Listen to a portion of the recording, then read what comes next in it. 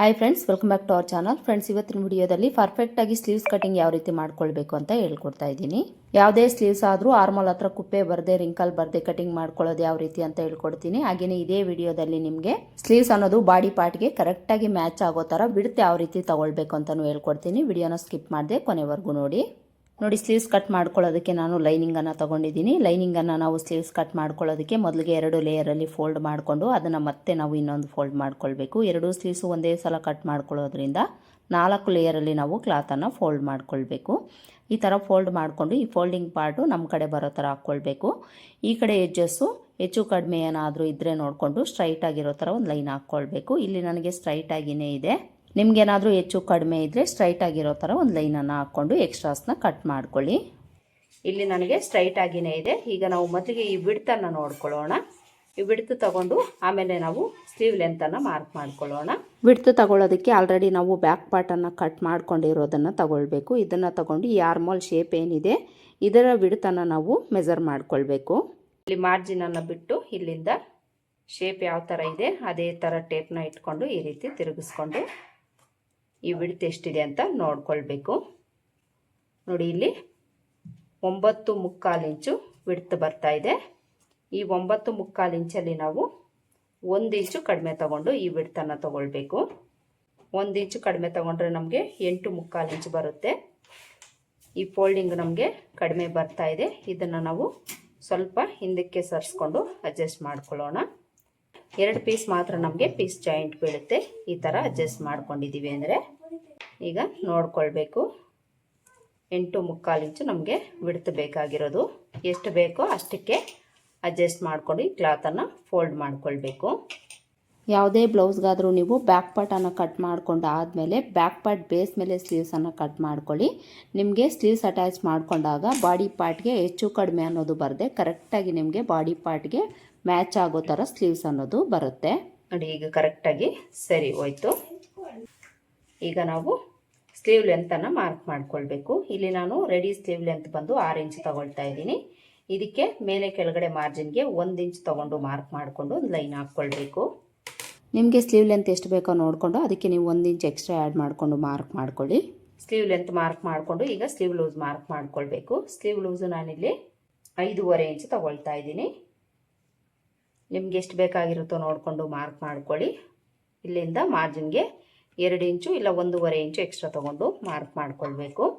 ಈಗ ನಾವು armhole ಡೌನಿಂಗನ್ನು mark ಮಾಡ್ಕೊಳ್ಬೇಕು. ನಾನಿಲ್ಲಿ ಆರ್ಮೋಲ್ ಡೌನಿಂಗನ್ನು 3 ಇಂಚ್ ತಗೊಳ್ತಾ ಇದ್ದೀನಿ. ಇದೇ ಸುತ್ತಳತೆ ಬಂದು 36 ಇಂಚ್ ಇದೆ, ಅದಕ್ಕೋಸ್ಕರ 3 ಇಂಚ್ ತಗೊಳ್ತಾ ಇದ್ದೀನಿ. ಒಂದು ವೇಳೆ ದೊಡ್ಡ ಅಳತೆ ಆದರೆ 3.5 ಇಂಚ್ ತೊಗೊಳ್ಬೇಕು. ನೀವು ನಿಮ್ಗೆ ಎಷ್ಟು ಬೇಕೋ ನೋಡಿಕೊಂಡು ಮಾರ್ಕ್ ಮಾಡಿಕೊಂಡು ಇಲ್ಲಿಗೊಂದು ಲೈನ್ ಹಾಕ್ಕೊಳ್ಬೇಕು. ಈಗ ಈ ಕಡೆ ಎಡ್ಜಿಂದ ನಾವು ಬ್ಯಾಕ್ ಪಾರ್ಟಲ್ಲಿ ಮಾರ್ಜಿನ್ ಎಷ್ಟು ತೊಗೊಂಡಿರ್ತೀವೋ ಅಷ್ಟಕ್ಕೆ ಮಾರ್ಕ್ ಮಾಡ್ಕೊಳ್ಬೇಕಾಗುತ್ತೆ. ಇಲ್ಲಿಂದ ಇಷ್ಟರಲ್ಲೇ ಬ್ಯಾಕ್ ಪಾರ್ಟಲ್ಲಿ ನಾವು ಮಾರ್ಜಿನ್ ಎಷ್ಟು ಇಟ್ಟಿರ್ತೀವೋ ಅದೇ ಮಾರ್ಜಿನ್ ತೊಗೊಂಡು ಇಲ್ಲಿ ಮಾರ್ಕ್ ಮಾಡ್ಕೊಂಡಿದ್ದೀವಿ ಅಂದರೆ ಇಲ್ಲಿ ನಮಗೆ ಆರ್ಮೋಲ್ ಲೂಸ್ ಅನ್ನೋದು ಕರೆಕ್ಟಾಗಿ ಬರುತ್ತೆ. ಇಲ್ಲಿ ನಮಗೆ ಆರ್ಮೋಲ್ ಲೂಸ್ ಅನ್ನೋದು 7.25 ಇಂಚ್ ಬರ್ತಾ ಇದೆ. ಈ ಅಳತೆಗೆ ಆರ್ಮೋಲ್ ಲೂಸ್ ಬೇಕಾಗಿರೋದು ಸಹ 7.25 ಇಂಚು. ಇಲ್ಲಿ ನಮಗೆ ಕರೆಕ್ಟಾಗಿ 7.25 ಇಂಚ್ ಬರ್ತಾ ಇದೆ. ನೀವು ಒಂದ್ಸಲ ಅಳತೆ ಬ್ಲೌಸಲ್ಲಿ ಚೆಕ್ ಮಾಡಿಕೊಂಡು ನೋಡ್ಕೊಳ್ಳಿ. ಆಲ್ಮೋಸ್ಟ್ ನಿಮಗೆ ಕರೆಕ್ಟಾಗಿಯೇ ಬರುತ್ತೆ ಈ ಥರ ಮೆಜರ್ಮೆಂಟ್ ತಗೊಂಡ್ರೆ. ಈಗ ಇಲ್ಲೇನು ನಾವು ಮಾರ್ಜಿನ್ ತಗೊಂಡಿದ್ದೀವೋ ಅಲ್ಲಿಗೊಂದು ಲೈನ್ ಹಾಕ್ಕೊಳ್ಬೇಕು. ಈಗ ನಾವು ಸ್ಲೀವ್ ಶೇಪನ್ನು ಡ್ರಾ ಮಾಡ್ಕೊಳ್ಬೇಕು. ಸ್ಲೀವ್ ಶೇಪ್ ಡ್ರಾ ಮಾಡ್ಕೊಳ್ಳೋದಕ್ಕೆ ಇಲ್ಲಿಂದ 1.5 ಇಂಚಿಗೆ ಮಾರ್ಕ್ ಮಾಡಿಕೊಂಡು ಇಲ್ಲಿಂದ ಈ ಲೆಂತ್ ಎಷ್ಟಿದೆ ನೋಡಿಕೊಂಡು ಅರ್ಧಕ್ಕೊಂದು ಮಾರ್ಕ್ ಮಾಡ್ಕೊಳ್ಳಿ. ಈ ಥರ ಮಾರ್ಕ್ ಮಾಡಿಕೊಂಡು ಇಲ್ಲಿಂದ ಇಲ್ಲಿಗೆ ಸ್ಟ್ರೈಟಾಗಿ ಒಂದು ಲೈನ್ ಹಾಕ್ಕೊಳ್ಬೇಕು. ಈಗ ಕರ್ವ್ ಸ್ಕೇಲ್ ತಗೊಂಡು ಈ ಥರ ಇಟ್ಕೊಂಡು ಶೇಪನ್ನು ಡ್ರಾ ಮಾಡ್ಕೊಳ್ಬೇಕು. ಈ ಲೈನ್ಗೆ ಈ ಮಾರ್ಕಿಂಗಿಗೆ ಜಾಯಿಂಟ್ ಆಗೋ ಥರ ಈ ಸ್ಕೇಲ್ ಇಟ್ಕೊಂಡು ಒಂದು ಶೇಪ್ ಡ್ರಾ ಮಾಡ್ಕೊಳ್ಳಿ. ಈಗ ಇದೇ ಸ್ಕೇಲನ್ನು ಈ ಕಡೆಗೆ ತಿರುಗಿಸ್ಕೊಂಡು ಈ ಮಾರ್ಕಿಂಗಿಗೆ ಈ ಲೈನ್ಗೆ ಜಾಯಿಂಟ್ ಆಗೋ ಥರ ಇಟ್ಕೊಂಡು ಒಂದು ಶೇಪನ್ನು ಡ್ರಾ ಮಾಡ್ಕೊಳ್ಬೇಕು. ಇಲ್ಲೇನು ಸ್ಟ್ರೈಟ್ ಲೈನ್ ಹಾಕ್ಕೊಂಡಿದ್ದೀವೋ ನಾವು ಅಲ್ಲಿಂದ ನಮಗೆ ಇಲ್ಲಿ ಬಂದಾಗ ಸ್ವಲ್ಪ ಒಂದು ಪಾಯಿಂಟ್ ಅಷ್ಟು ಮೇಲಕ್ಕೆ ಬರುತ್ತೆ. ಈ ಮಿಡ್ಲಿಂದ ಕೆಳಗಡೆ ಬಂದಾಗ ಒಂದು ಪಾಯಿಂಟ್ ಅಷ್ಟು ಈ ಸ್ಟ್ರೈಟ್ ಲೈನಿಂದ ಕೆಳಗಡೆಗೆ ಶೇಪ್ ಅನ್ನೋದು ಬರುತ್ತೆ. ಈ ಥರ ತಗೊಂಡಿದ್ದೀವಿ ಅಂದರೆ ಪರ್ಫೆಕ್ಟಾಗಿ ನಮಗೆ ಫಿಟ್ಟಿಂಗ್ ಅನ್ನೋದು ಬರುತ್ತೆ. ಯಾವುದೇ ಥರ ಪ್ರಾಬ್ಲಮ್ ಅನ್ನೋದು ಬರೋದಿಲ್ಲ. ಇನ್ನು ಇಲ್ಲಿ ಕೆಳಗಡೆ ನಾವು ಫ್ರಂಟ್ ಶೇಪನ್ನು ತೆಗಿತೀವಿ. ಇಲ್ಲಿ ನಾನು ಬಬ್ ಸ್ಲೀವ್ಸನ್ನು ಕೊಡ್ತಾ ಇರೋದ್ರಿಂದ ಬಬ್ ಸ್ಲೀವ್ಸ್ಗೆ ಮಾರ್ಕ್ ಮಾಡ್ಕೊಂಡು ಆದಮೇಲೆ ನಾವು ಫ್ರಂಟ್ ಶೇಪನ್ನು ತೆಗಿಬೇಕು. ನಾರ್ಮಲ್ ಸ್ಲೀವ್ಸ್ ಆದರೆ ಇಲ್ಲಿ ಮಿಡ್ಲ್ ಪಾಯಿಂಟ್ ಏನು ತಗೊಂಡಿದ್ದೀರೋ ಅಲ್ಲಿ ಅರ್ಧ ಇಂಚು ಒಳಗಡೆ ತಗೊಂಡು ನೀವು ಸೇಮ್ ಶೇಪನ್ನು ಡ್ರಾ ಮಾಡ್ಕೊಳ್ಬೇಕು. ಬಫ್ ಸ್ಲೀವ್ಸ್ ಆದರೆ ಈ ಮೆಥಡಲ್ಲೇ ಮಾರ್ಕ್ ಮಾಡ್ಕೊಳ್ಬೇಕು. ಮೊದಲಿಗೆ ನಾವಿಲ್ಲಿ ಬಫ್ಗೋಸ್ಕರ ಲೆಂತನ್ನು ಮಾರ್ಕ್ ಮಾಡ್ಕೊಳ್ಬೇಕು. ನಾನಿಲ್ಲಿ 1-2 ಇಂಚು ಲೆಂತ್ ತೊಗೊಂಡು ಈ ಥರ ಶೇಪನ್ನು ಡ್ರಾ ಮಾಡ್ಕೊಳ್ತಾ ಇದ್ದೀನಿ. ಈ ಶೇಪ್ ಅನ್ನೋದು ನಮಗೆ ಈ ಸ್ಲೀವ್ಸ್ ಶೇಪ್ ಏನಿದೆ ಅದಕ್ಕೆ ಜಾಯಿಂಟ್ ಆಗೋ ಥರ ಒಂದು ಶೇಪನ್ನು ಡ್ರಾ ಮಾಡ್ಕೊಳ್ಬೇಕು. ಇನ್ನು ಬಫ್ಗೆ ನಿಮಗೆ ಲೆಂತ್ ಜಾಸ್ತಿ ಬೇಕು ಅಂದರೂ ನೀವು 3 ಇಂಚ್ವರೆಗೂ ತೊಗೊಳ್ಬೋದು. ನಾನಿಲ್ಲಿ 2 ಇಂಚ್ ಮಾತ್ರ ತೊಗೊಂಡಿದ್ದೀನಿ. ಇದು ನಮಗೆ ಮೀಡಿಯಮ್ ಆಗಿ ಬಫ್ ಬರುತ್ತೆ. ಈಗ ನಾವು ಫ್ರಂಟ್ ಶೇಪನ್ನು ಮಾರ್ಕ್ ಮಾಡ್ಕೊಳ್ಬೇಕು. ಫ್ರಂಟ್ಗೆ ಈ ಮಾರ್ಕಿಂಗಿಂದ ಅರ್ಧ ಇಂಚಷ್ಟು ಮೇಲಕ್ಕೆ ಮಾರ್ಕ್ ಮಾಡಿಕೊಂಡು ಈ ಪ್ಲೇಸಲ್ಲಿ ನಾವು ಅರ್ಧ ಇಂಚಷ್ಟು ಒಳಗಡೆ ತಗೊಂಡು ಈ ರೀತಿ ಈ ಕಡೆಗೆ ಹಾಗೆಯೇ ಈ ಕಡೆಗೆ ಅಟ್ಯಾಚ್ ಮಾಡಿಕೊಂಡು ಒಂದು ಶೇಪನ್ನು ಡ್ರಾ ಮಾಡ್ಕೊಳ್ಬೇಕು. ಫ್ರಂಟ್ ಶೇಪ್ ಮಾರ್ಕ್ ಮಾಡ್ಕೊಳ್ಳೋವಾಗ ಇಲ್ಲೇನು ನಾವು ಸ್ಟ್ರೈಟ್ ಲೈನ್ ತಗೊಂಡು ಮಿಡ್ಲ್ ತಗೊಂಡಿದ್ದೀವೋ ಅಲ್ಲಿಗೆ ಕರೆಕ್ಟಾಗಿ ನಾವು ಒಳಗಡೆ ತಗೊಳ್ಬೇಕು. ಇದನ್ನು ನೀವು ನೋಡ್ಕೊಳ್ಳಿ.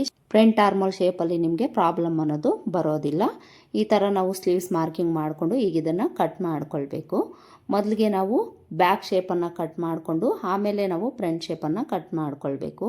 ಈ ಥರ ಕಟ್ ಮಾಡಿಕೊಂಡು ಮಧ್ಯದಲ್ಲಿ ಒಂದು ನಾಚ್ ಹಾಕ್ಕೊಳ್ಳಿ. ಆರ್ಮೋಲ್ ಲೂಸ್ ಹತ್ರ ಒಂದು ನಾಚ್ ಹಾಕ್ಕೊಳ್ಳಿ. ಹಾಗೆಯೇ ಬಫ್ಗೋಸ್ಕರ ಮಾರ್ಕ್ ಮಾಡ್ಕೊಂಡಿರೋದ್ರು ನಾಚ್ ಹಾಕ್ಕೊಳ್ಳಿ.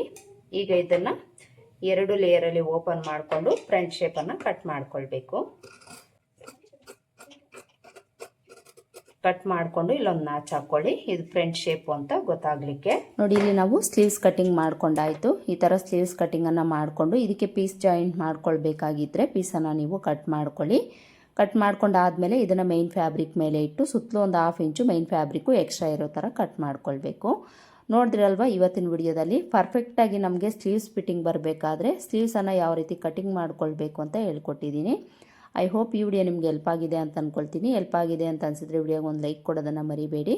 ಹಾಗೆಯೇ ನೀವೇನೋ ನನ್ನ ಚಾನಲ್ನ ಸಬ್ಸ್ಕ್ರೈಬ್ ಮಾಡ್ಕೊಂಡಿಲ್ಲ ಅಂದರೆ ಸಬ್ಸ್ಕ್ರೈಬ್ ಮಾಡ್ಕೊಂಡು ನೋಡಿ. ಮತ್ತೆ ಸಿಗೋಣ ಮತ್ತೊಂದು ವಿಡಿಯೋದಲ್ಲಿ. ಅಲ್ಲಿವರೆಗೂ ನಮಸ್ಕಾರ. Thanks for watching.